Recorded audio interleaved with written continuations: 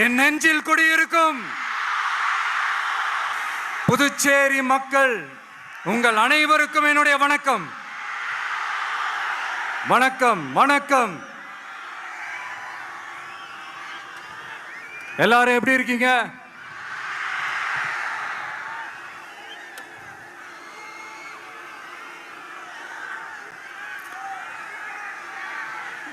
இந்த ஒன்றிய அரசுக்கு தான்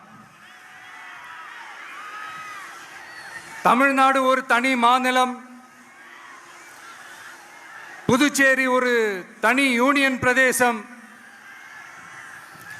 அவங்களுக்கு தான் தமிழ்நாடு தனி, புதுச்சேரி தனி, இப்படிலாம் இருப்பாங்க. ஆனா நமக்கெல்லாம் அப்படி கிடையாதுங்க.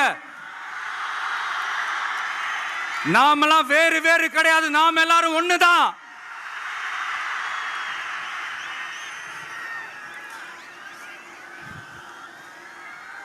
தமிழ்நாடும் புதுச்சேரியும் தனித்தனியாக இருந்தாலும் நாம் எல்லாரும் ஒண்ணுதான். நாம் எல்லாரும் சொந்தம் தான்.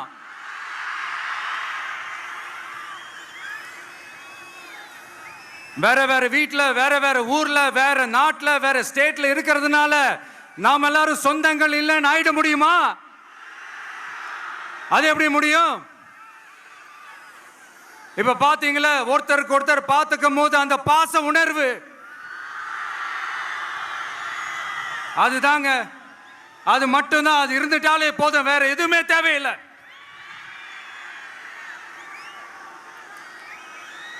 அதனால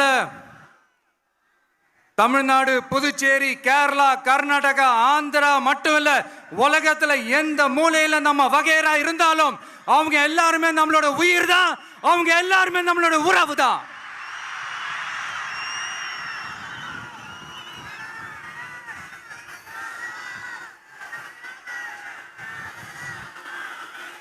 புதுச்சேரினாலே உடனே ஞாபகத்துக்கு வர்றது மணக்குள விநாயகர்,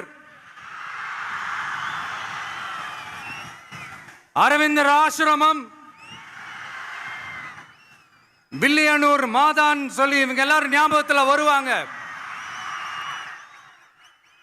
அது மட்டும் இல்ல, மகாகவி பாரதியார் அவர்கள் இருந்த மண், பாவேந்தர் பாரதிதாசன் அவர்கள் பிறந்த மண். அது மாதிரி இன்னும் சிறப்புகளை அடுக்கிக்கிட்டே போலாம். ஆனா அரசியல்னு வந்துட்டா ஒரு முக்கியமான விஷயத்தை பத்தி நம்ம சொல்லியே ஆகணும். 1977 புரட்சி தலைவர் எம்ஜிஆர் அவர்கள் தமிழ்நாட்டில் ஆட்சி அமைச்சாங்க. ஆனா அதுக்கு முன்னாடியே 1974 இங்க புதுச்சேரியில அவங்களோட ஆட்சி அமைஞ்சது. அதனாலதான் அப்பவே சொன்னாங்க, நமக்காக வந்தவர் எம்ஜிஆர், அவரை தமிழ்நாட்டில் மிஸ் பண்ணிடாதீங்கன்னு நமக்கு அலர்ட் பண்ணதே புதுச்சேரி தான். அப்படிப்பட்ட புதுச்சேரியை நம்மளால மறக்க முடியுமா? அது மட்டும் இல்ல, இங்க இருக்கிற மக்கள் தமிழ்நாடு மாதிரியே புதுச்சேரி மக்களும் என்ன கிட்டத்தட்ட ஒரு 30 வருஷமா என்ன தாங்கி பிடிச்சுக்கிட்டு இருக்கிறீங்க.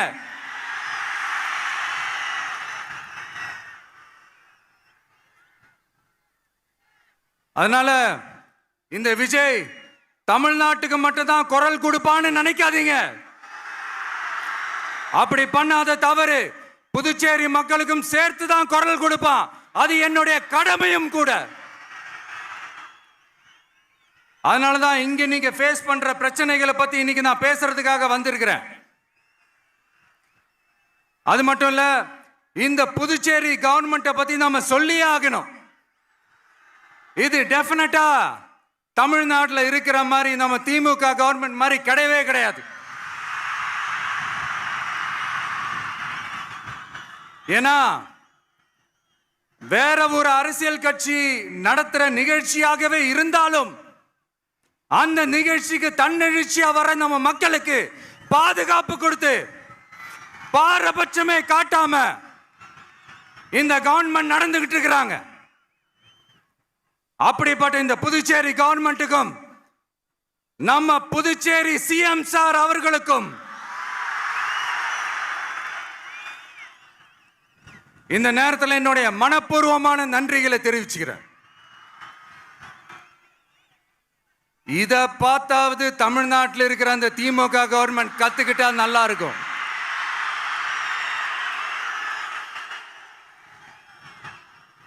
ஆனா அவங்க கத்துக்க மாட்டாங்க. பரவாயில்ல, வரப்போற எலெக்ஷன்ல 100% கத்துக்குவாங்க.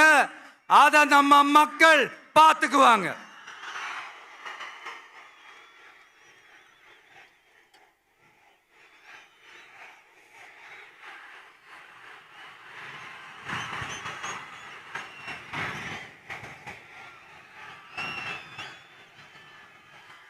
புதுச்சேரியில் இருக்கிற கவர்மெண்டோட கூட்டணி ஆட்சியில இருந்தாலும் புதுச்சேரிய ஒன்றிய அரசு எதிலையுமே கண்டுக்கல என்றது புதுச்சேரி மக்களான உங்களுக்கு நல்லாவே தெரியும். மாநில அந்தஸ்து கோரிக்கையை மட்டுமா கண்டுக்கல, இங்க வளர்ச்சி ஏற்படவும் துணை நிக்கவே இல்லைன்னு கேள்விப்படுறோம். இந்த புதுச்சேரிக்கு இன்னும் மாநில அந்தஸ்து கொடுக்கல. மாநில அந்தஸ்து வேணும்னு கேட்டு பல முறை சட்டசபையில் தீர்மானம் போட்டு ஒன்றிய அரசுக்கு அனுப்பி வச்சுக்கிட்டே இருக்கிறாங்க. இந்த வருஷம் கூட மார்ச் மாசம் 27ஆம் தேதி 2025 அன்னைக்கு ஒரு தீர்மானம் போட்டாங்க. அது மாநில அந்தஸ்து வேணும்னு கேட்டு ஒன்றிய அரசுக்கு அனுப்புற 16வது தீர்மானம்.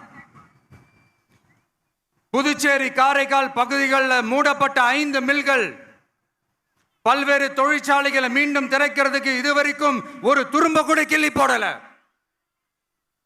பல்லாயிரக்கணக்கான இளைஞர்களோட வேலை வாய்ப்புக்காக எதையுமே செய்யல. இங்க ஒரு ஐடி கம்பெனி உருவாகணும்ன்றது எண்ணமே இல்லை. அதை பத்தி யார் பேசினாலும் அது அவங்க காதல விழவே விழல. இங்க ஒரு அமைச்சரை ஊழல் குற்றச்சாட்டுல பதவி விட்டு நீக்கப்பட்டு அந்த இடத்துக்கு இன்னொருத்தரை நியமிச்சு 200 நாள் ஆச்சு. இன்னும் அவருக்கு ஒரு இலாக்காவே தரல. இந்த செயல் சிறுபான்மை மக்களை அவமானப்படுத்துறதுன்னு அந்த மக்களே சொல்றாங்க.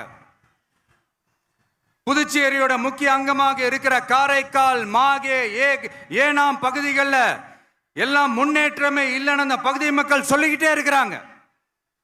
குறிப்பா காவிரியோட கடைமடை பகுதியான காரைக்காலை மொத்தமா கைவிட்ட மாதிரி தான் இருக்குது. இது எல்லாமே முன்னேற்றம் அடையணும். டூரிஸ்ட் பிளேஸ் ஆன புதுச்சேரியில போதுமான அளவு பார்க்கிங் வசதி இல்ல, போதுமான அளவு கழிப்பறை வசதி இல்ல. இதெல்லாமே மேம்படுத்தணும். புதுச்சேரி கடலூர் மார்க்கமான ரயில் திட்டம் வேணும்ங்கிறது நீண்ட கால கோரிக்கை. புதுச்சேரி மக்களுக்கு ஒன்னே ஒண்ணுதான் சொல்லணும், இந்த திமுகவை நம்பாதீங்க.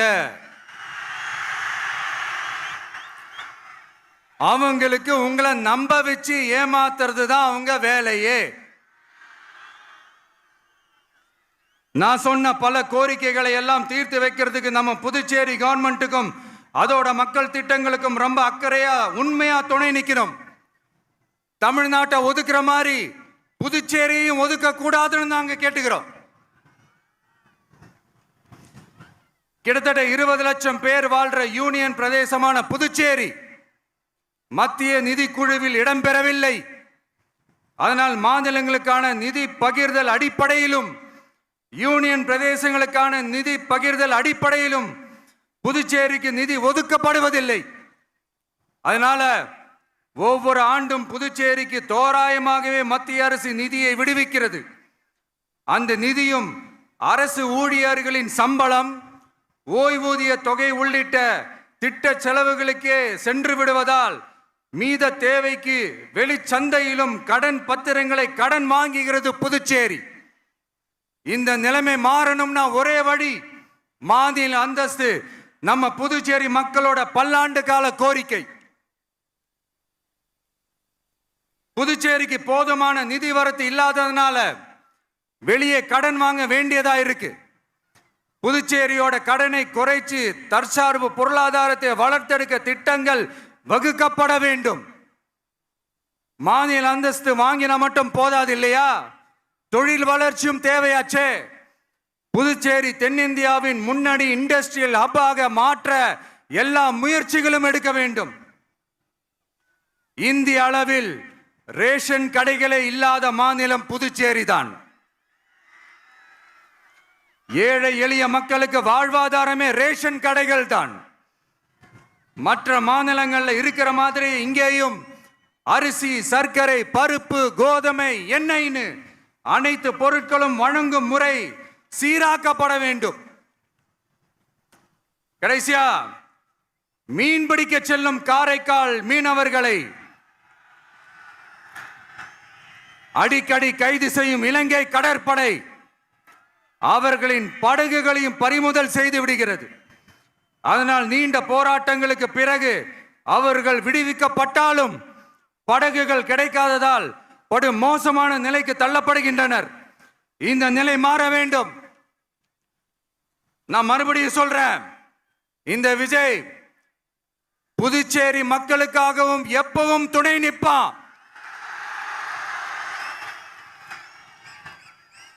வரப்போற புதுச்சேரி தேர்தல் களத்துல நம்மளுடைய தமிழக வெற்றி கழகத்தின் கொடி பட்டொளி வீசி பறக்கும். கான்பிடென்டா இருங்க, நல்லதே நடக்கும். வெற்றி நிச்சயம். மீண்டும் சந்திக்கும் வரை நன்றி, வணக்கம்.